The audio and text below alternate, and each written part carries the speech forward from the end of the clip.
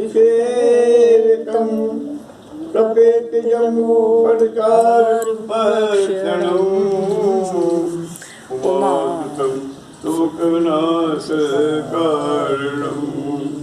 नमामि विघ्नेश्वरं पादपङ्कजम् क्षीणदान अग्रगोत्र तद्भवम् मया दत्तं तत् परमेश्वरम् ओम श्री गणेशाय नमः। ओम श्री गणेशाय नमः। गुरु ब्रह्मा गुरु विष्णु गुरुदेवो महेश्वरम् गुरु साक्षात् परम ब्रह्म तस्मै श्री गुरवे नमः।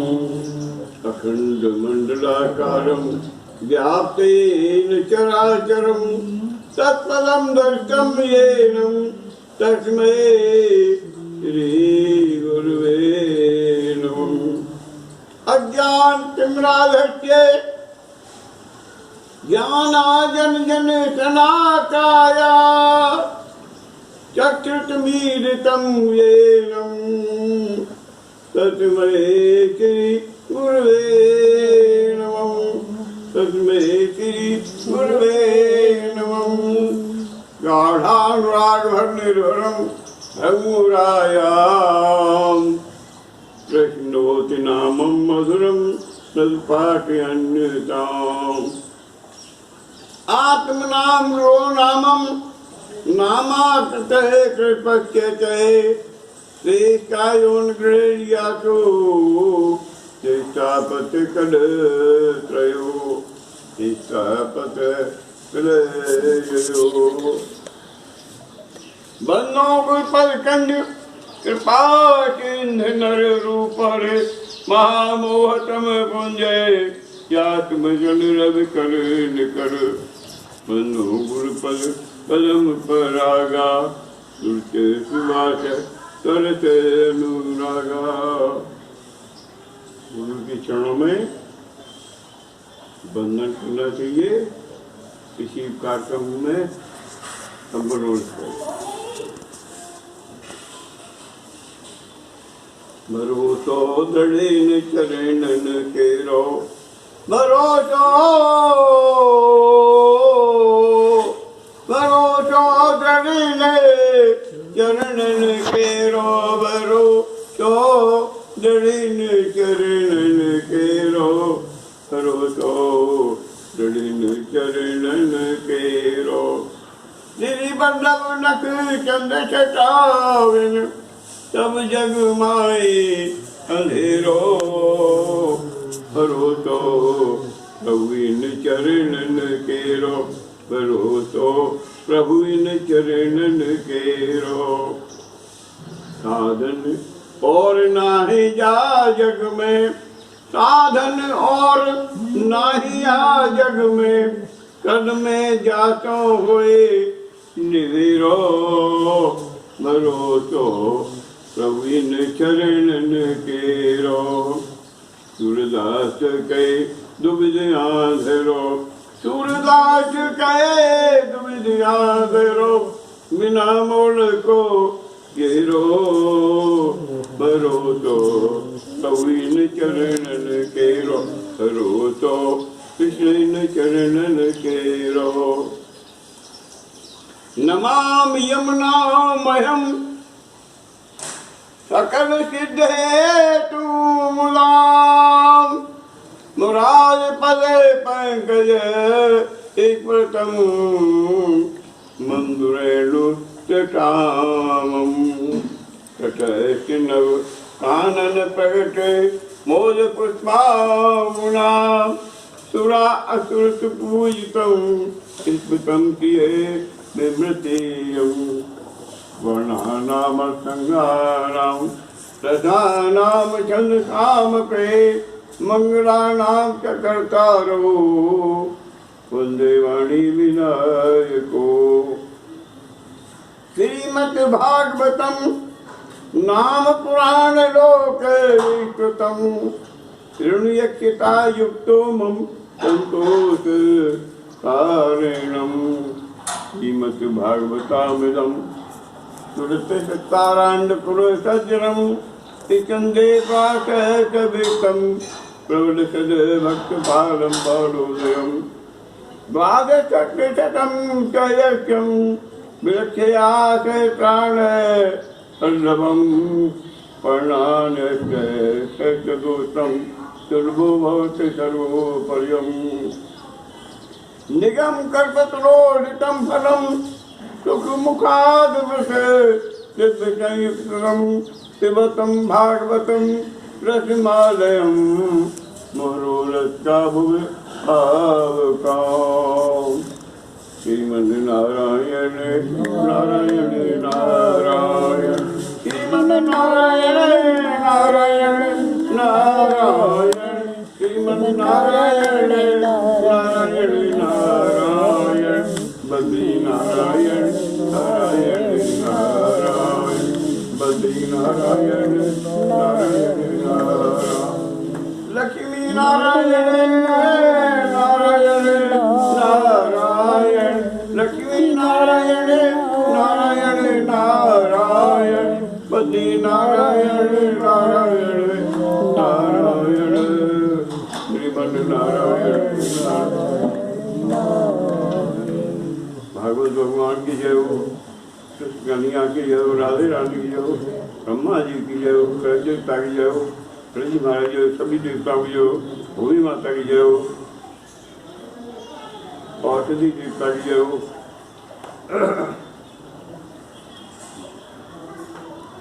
राजा परीक्षित ने पूछा, भगवान जब महाभागवत उद्धव जी बद्रीय वन को चले गए तब भूत भावन भगवान श्री ने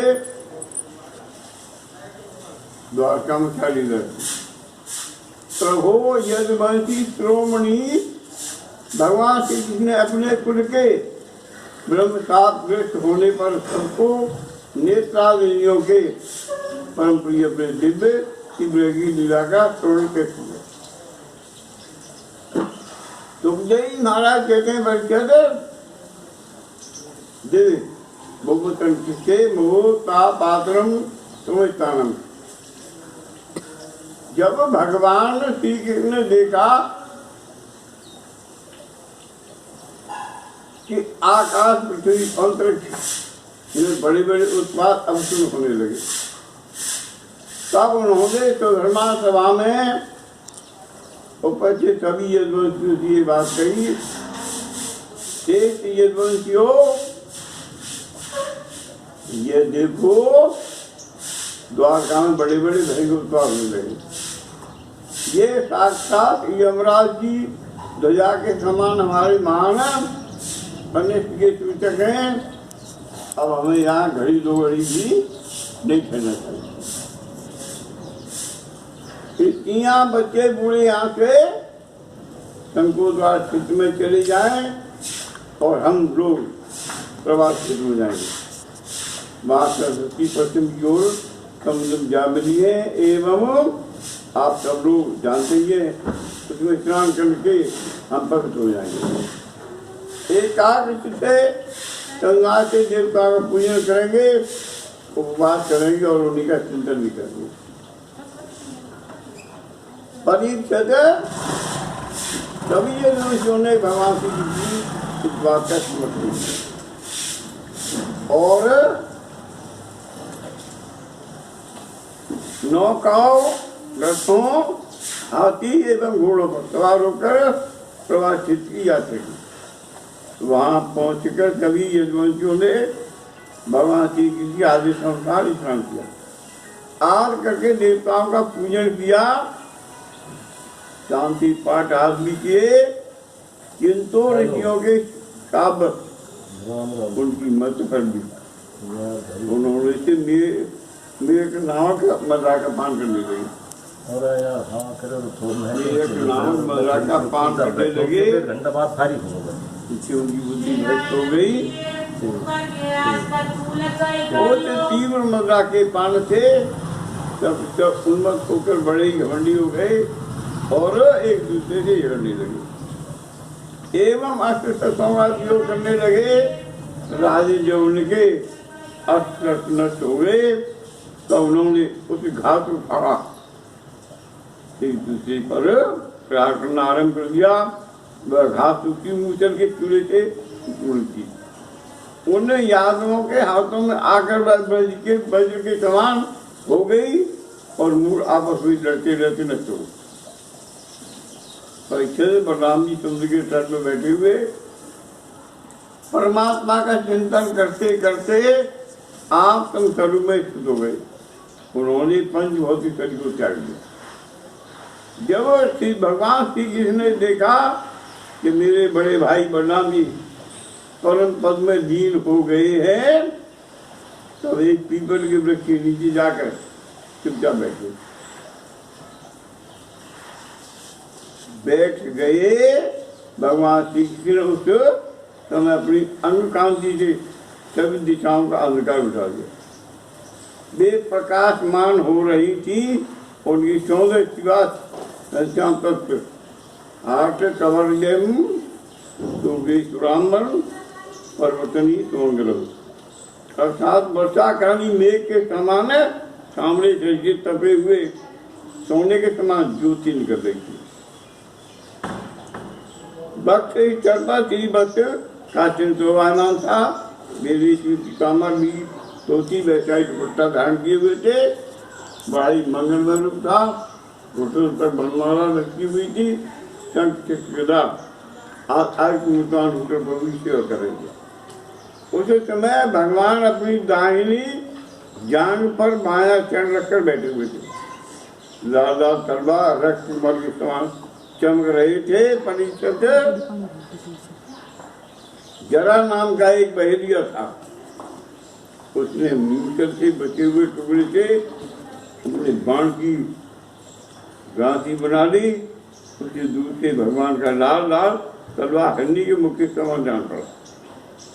उसने उसका चूट हन्नी समझ कर अपने उसी बाण से भेद दिया।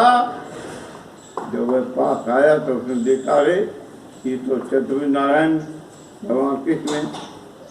अब तो वह अपराध कर चुका था, इसलिए डर के मारे कांपने लगा और जैसे भगवान तीसरी चरणों में सिर रखकर धरती पर गिर पड़ा। उसने कहा, अजानता कृतमिदं पापे मधुसूदन, मधुसूदन मैंने अनजाने में यह पाप किया है। सचमुच में बड़ा पापी हूँ और आप परम जो निर्विकार हैं, आप कृपा करके मेरा अपराध क्षमा कीजिए। भगवान संपूर्ण दिशाओं के विद्याओं के पारदर्शी ब्रह्मा जी और उनके पुत्र रुद्र आज सभी आपकी योग माया का विचार नहीं समझ पाते, क्योंकि उनकी दृष्टि भी आपकी माया के आप में ऐसी अवस्था में हमारे जैसे पाप योनि लोग उसके पीछे में कहानी क्या समझ सकते हैं। भगवान श्री कृष्ण ने कहा, हे जरे तू डर मत, उठ लिया तो तूने मेरे मन का काम किया। जब मेरी आगे से तू उस स्वर्ग में निवास कर जिसकी प्राप्ति बड़ी बड़ी सफलता तो नहीं होती। श्री सुखदेव महाराज कहते हैं, परीक्षित भगवान श्री कृष्ण काशीदार उन्हें ढूंढता हुआ उस स्थान पर आया जहाँ उसके स्वामी विराजे। भगवान श्री कृष्ण को देख कर दारू के हृदय प्रेम की बाढ़ आ गई। उसके नेत्रों से आंसू धारा बहने लगी। बसंती रथ से कूदकर तथा उसने भगवान से प्रार्थना की, प्रभु रात्रि के समय चंद्रमा के सो जाने पर रात चलने वाली देवता हो जाती है। आपके चरण कमलों का दर्शन न पाकर मेरी दृष्टि हो गई। चारों ओर अंधेरा छा गया। अब न मुझे दिशाओं का ज्ञान है और न मुझे शांति है। बच्चे अभी दारू इस प्रकार कह ही रहा था, हमने भगवान के आकाश में उड़ गया। भगवान की ये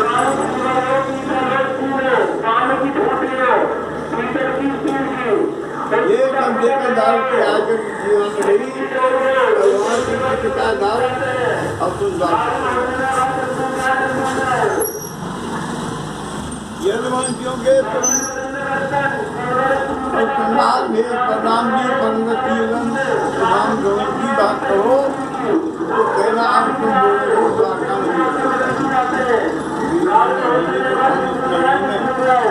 देगा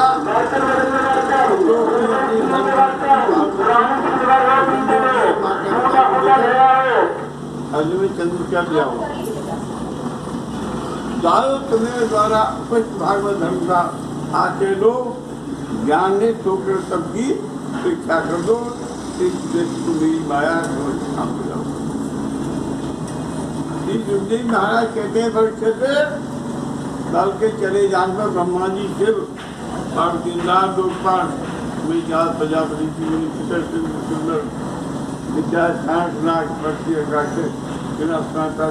एवं आले ब्राह्मण भगवान के चौदह प्रस्थान को देखते ही वहाँ आए सभी भगवान के जन्म के लेकर अब तक जो लीलाएं की गौरी का विधान कर रहे थे सब व्यापक बात इसलिए उन सबके सामने अपनी आत्मा को शुरू में किया जो धारण के आधार पर शरीर अपने धाम को चले गए उस समय आकार में नगाड़े बनने लगे बचा की भगवान के पीछे पीछे लोग की पीछे धर्मोदय चले गए परिचय भगवान की इतनी गति मन और वाणी से परे है जब भगवान अपने धाम में प्रवेश कर रहे थे उन्हें ब्रह्मा देवता से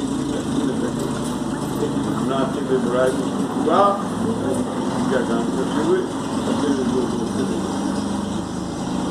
इधर दार को भगवान के रहते व्याकुल द्वार का आया उसने विजय जी बचे जी युद्धों के विनाश का पूरा हार कह सुनाया उसे तुम्हें लोग बहुत ही दुखी हुए और तुम कर्म हो चुके हुए देव की वजह और रोहिणी ये अपने प्यारे पुत्र बलराम श्री जी को न देखकर व्याकुल होकर वहाँ अपने प्राण छोड़ दिए अपने लगाया और उनके साथ किताब बैठकर बस होंगे बलराम जी पत्नियाँ इसके लिए पत्नियाँ उनके सबको भगवान की पुत्र बधुएं अपने पुत्रों की लाशों को लेकर अग्नि प्रवेश कर गई और वहाँ की पटरानियों ने उनके ध्यान में मगन होकर अग्नि प्रवेश हुआ परीक्षित अर्जुन अपने प्रियतम बहुत सका भगवान श्री कृष्ण के गृह में पहले तो बहुत ही व्याकुल हो गए तो उन्होंने उन्हीं के गीता उपदेशों का स्मरण करके अपने अपने आप को संभाल लिया यदुवंश के मृत्यु में जिनका कोई पिंडदान करने वाला न था अर्जुन ने उनका साल में पूर्ण करवाया माना भगवान श्री कृष्ण के रहने पर समुद्र के द्वारकापुरी को उसी क्षण डो दिया तो ये कहते हैं भगवान श्री कृष्ण अब भी वहाँ सदा निवास करते हैं वह स्थान स्मरण मात्र से ही सारे पाप पापों को नाश करने वाला है और मंगल को भी मंगल बनाने वाला है बच्चों के अर्जुन अपने साथ लेकर की ओर चल दिए मार्ग में वीरों का प्रसंग में ही चुना दिया है तब वास्तव को बचाकर उनके पुत्र बज का राजनीति कर दिया तुम्हारे दादा इश्तराज पांडवों को ये बात मालूम हुई ये का संहार हो गया राजन तब उन्होंने अपनी मर्जी तुम्हें राजपद पर अब चेक कर भाड़े की यात्रा की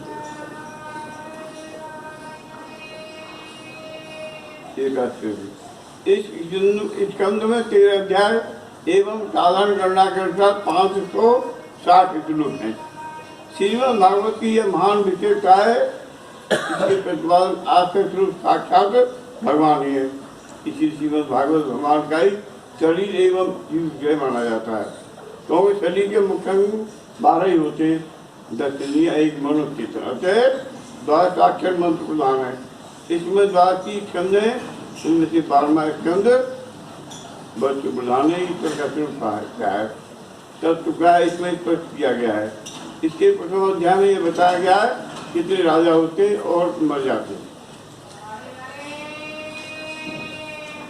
काल की गति इतनी तीव्र है, ये संपूर्ण विश्व काल के अधीन है। नित्य प्रलय है, प्रत्येक वस्तु की उत्पत्ति का क्षण ही उसकी मृत्यु का क्षण है। काल की उत्पत्ति मृत्यु की, मृत्यु की उत्पत्ति है। एवं प्रलय भी 3 प्रकार की होती है, नैतिक, नित्य और प्राकृतिक। तत्वज्ञान द्वारा जब परमात्मा की व्यक्ति का बोध होता है तभी मुक्ति प्राप्त होती है। सत्य, प्रेम प्रलय, महाप्रलय की स्वाभाविक होते हैं, जैसे आंतरिक प्रलय नहीं होता। आत्मा अखंड ज्ञान की सत्य ज्ञान संबंध में श्री सुखदेव जी ने राजा से कहा, ईश्वर कण कण में रम रहे हैं, जीव प्रति क्षण मर रहा है, परंतु चेतन साक्षी है, कभी मरता नहीं। बस ऐसे ईश्वर अमर है जैसे जीव अमर है। अच्छा, चेतन कभी भी नहीं मरता, चेतन ब्रह्म अखंड है। राजा परीक्षित ने पूछा, भगवान श्री जी अपने प्रधान को पधार गए तो इसी पर किस राजवंश का राज हुआ? आपका किसका हुआ कृपा, तो आप मुझे बताइए। सुखदेव कहते हैं, परीक्षित मैंने तुम्हें नवीन में बाद में अध्याय में बताया था, जरासंध के पिता बैगत के वंश में गुजन अंतिम राजा होगा। उसका मंत्री उसकी मारकर अपने पुरोहित को राज सिंहासन में उठाएगा। वे इस वंश के 5 नस्ली 129 वर्ष तक पृथ्वी का उपयोग करेंगे। इसके पिता शिशु नाम का राजा होगा। इस वंश के 10 राजा 360 वर्ष तक पृथ्वी पर राज करेंगे। इनमें अंतिम राजा महानंद शूद्रापति गर्भ से नंद नाम का पुत्र होगा। वह बड़ा बलवान होगा, अपने 8 पुत्रों के साथ वह 100 वर्ष तक राज करेगा। ओटिल वाचक चांडल के नाम से एक प्रसिद्ध ब्राह्मण नंद एवं उसके 8 पुत्रों का नाश कर देगा। फिर वही ब्राह्मण चंद्रगुप्त मौर्य को राज पदवी कर देगा। चंद्रगुप्त का पुत्र विश्वान, उसका अशोक वर्धन, उसका सुयश, उसका संगत, उसका सोम शर्मा, उनका सदवंदा, उसका ब्रह्मदत्त। हिमवंशीय नृपति 133 वर्ष तक राज करेंगे। वैद का सेनापति अपने स्वामी को मारकर तुरंत राज कर जाएगा। इस वंश में दक्ष नृपति 112 वर्ष तक राज करेंगे। इस वंश के अंतिम राजा देवती को मारकर उसका मंत्री खंड वंश की राज करेगा। इस वंश के 4 नरपति 345 वर्ष तक राज करेंगे। इस वंश के अंतिम राजा विश्वकर्मा को उसका मंत्री बलि से मारकर कुछ समय तक राज करेगा। उसके बाद उसका भाई कृष्ण राजा होगा। इस वंश के तीसरे राजा 456 वर्ष तक राज करेंगे। इसके बाद अमरावती नगरी के साथ अमृत दशरंदी सूर्यकंक पृथ्वी का राज करेंगे। फल में सब लोग ही होंगे। इसके पश्चात 8 यमन और 14 तुर्क राज करेंगे। इसके बाद 10 पुरंड और 11 मीन नृपति होंगे। मौनों के अतिरिक्त ये वर्ष 1099 वर्ष तक पृथ्वी का भोग करेंगे। मौनी 300 वर्ष तक पृथ्वी का शासन करेंगे। जब उनका कार्यकाल समाप्त हो जाएगा तब गिरगिरा नाम की नगरी में बोतनंग नाम का राजा होगा। इस वंश के नृपति 106 वर्षों तक राज करेंगे। इसके पश्चात पूर्णिमित नामक छुट्टी और उनके पुत्र दुम्बी का शासन होगा। इसके बाद मगध देश का राजा होगा विशुद्धि। ये दुष्ट ब्राह्मण क्षत्रिय और वैश्य का नाश करके शूद्रों की रक्षा करेगा। पश्चिम जो कलयुग आता जाएगा 1484 आमेश्वर और आत्मादेश ब्राह्मण गण संख्या शून्य हो जाएंगे। तब राजा लोग भी शुद्ध तुल हो जाएंगे। तट पर चंद्रा भागा कौंतीपुर और कश्मीर क्षेत्र पर शूद्रों का संस्कार बढ़ जाएगा। वे सबके सब राजा प्राय मृत होंगे। ये सभी प्राय एक ही समय भिन्न भिन्न राज करेंगे। सभी पढ़ने नंबर के झूठे सिर्फ नास्तिक पर दान करने वालों के ब्रह्मा की आग का धन झपटने वाले होंगे। जनता भी देखी करेगी। कलयुग के धर्म सुखदेव महाराज कहते हैं, तत्वा धर्म काले कलिया कानून वित्त में करो धर्मा गुणोदय धर्मांतर कारण बलदेव 50 समय का बलवान है। जो जो कलयुग आता जाएगा त्यों तो धर्म सत्य करुणा क्षमा दया आयु बल और इसमें शक्ति का लोप होता जाएगा। तब में जितने पाप धन होगा उसकी लोग सदाचारी कुलीन सदगुणी मान जाएगी। इसके हाथ में शक्ति होगी, वही धर्म और न्याय की व्यवस्था अपने संतुष्ट करा सकेगा। विवाह संबंध हो जाएगा, व्यवहार की निपुणता ही ईमानदारी से नहीं होगी। जितना छल कपट करेगा तो उतना ही व्यवहार कुशल माना जाएगा। ब्राह्मण की पहचान यज्ञोपवीत से ही हुआ करेगी कि बोलचाल में जितने सफल और चालाक हुआ तो उतना बड़ा पंडित माना जाएगा। आचारता की पहचान होगी, निर्दल होगा, तो जितना अधिक दम्भ पाखंड कर सकेगा तो उसे उतना बड़ा साधु समझेंगे। सिर के बाद हाथ संभाल कर साफ सुथरे बस पहनेगा, इतना ध्यान करेगा, सबसे बड़ा आश्रम होगा। राजाओं के खाट होंगे, अपनी पीठ भर लेना, क्योंकि ज़्यादा लड़ाई कर सकेगा उसे ही वह सच्चा साधु मानेंगे। धार्मिक कार्यक्रमों में लोग केवल अपने इसके लिए ही द्रव्य खर्च करेंगे, बल्कि इस प्रकार जब भारी सारी पृथ्वी और दुष्ट दुष्टों का बोलबाला हो जाएगा तब राजा होने का कोई नियम नहीं होगा। ब्राह्मण शक्ति रहेगा, शुद्रों में जो ज़्यादा बली रहेगा वही राजा बन सकेगा। उसके बीच राजा बड़े क्रूर और निर्दयी होंगे, लोभी तो उतने होंगे, उनमें और लुटेरों में कोई अंतर नहीं होगा। वे लोग भूख प्यास और नाना प्रकार के रोगों से चिंतित रहेंगे। कलयुग मनुष्य की आयु कम होगी और गौएं बकरियां के समान कम दूध देने लगेंगे।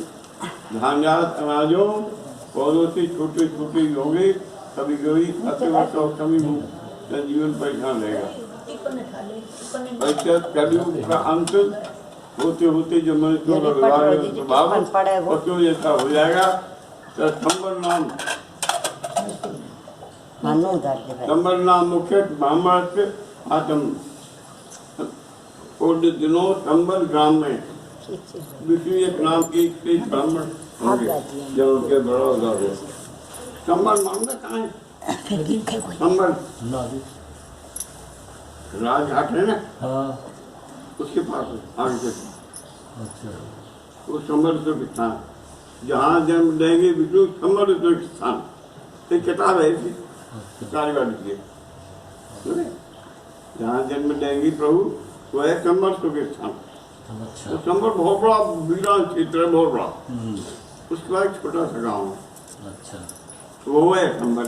कहाँ है वो? ये राजघाट है ना, राजघाट दिल्ली में नहीं तो राजघाट वो है अलीगढ़ से आगे चल। अच्छा, राजघाट कहते हैं। अच्छा, हाँ, वहाँ है संबंध।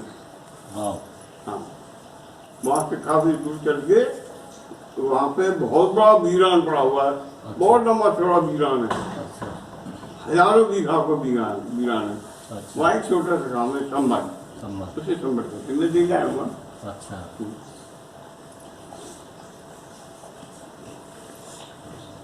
हृदय बड़ा उदार है, में भगवत भक्ति से पूर्ण हुआ। उन्हीं घर कद भगवान अवतार ग्रहण करेंगे, कद भगवान वही भगवान अवतार देंगे। भगवान की अष्ट सिद्धियों के और संपूर्णों के एकत्रमार्ग आते हैं। समय चराचर जगत के वे रक्षो स्वामी है। वे देवदत्त नाम श्रीग्रामी घोड़े पर सवार होकर दुष्टों को तलवार के घर उतार के ठीक करेंगे। देवदत्त नाम के होंगे, घोड़ा हुआ एक देवदत्त नाम का, बहुत तेज चलने वाला कुत्ते। कलयुग की आयु देवताओं की वर्ष गणना के अनुसार 1200 वर्ष की है।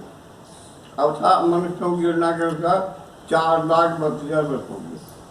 कलयुग 4,32,000 वर्ष का है कलयुग। हाँ, लेकिन सभी कम है ये, सब तो कम है। हाँ, ये परीक्षा जब तब डाकुओं का संहार हो जाएगा, तब नगर ग्राम और देश की जनता का हृदय निर्मल और पवित्र हो जाएगा।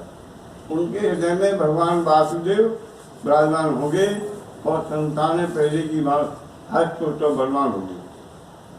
और उसी समय शत्रु का प्रारंभ हो जाएगा। शत्रु आ गया, शत्रु का प्रारंभ हो जाएगा। जिस समय चंद्रमा बृहस्पति एक ही समय में पुष्प नक्षत्र, इस बार पुष्प नक्षत्र हमन का दिन नहीं था, इसलिए नवन दिन नहीं था। पुष्प नक्षत्र सबसे तेज नक्षत्र होता है। अच्छा, कोई कार्य करना हो हमन का दावा तो पुष्प नक्षत्र का भूमि नहीं है, कुछ ज़्यादा खरीदिए, वाहन लेना है, मवेशी खरीदिए, पुष्प पुष्प हो गई आदित्य बादल लीजिए मूल, पुष्प इतवार को आदित्यवार कहते हैं। पुष्प हो गई आदित्य बादल लीजिए मूल, मूल कहते हैं किसी जड़ को, जड़ मीन्स कोई चीज लेना, उसको कुछ दिन लेना चाहिए, बड़ा बढ़िया फल होता है, उसको कुछ नुकसान नहीं करता। उस नक्षत्र के प्रथम पल में प्रवेश करते एक ही राशि पर आते हैं, एक ही राशि पर आते हैं। उस नक्षत्र की एक राशि, उस नक्षत्र होता जैसे लीप की नक्षत्र, मघा नक्षत्र, समझे ये होते हैं ना, ये किसी प्रकार ये भी नक्षत्र होता है।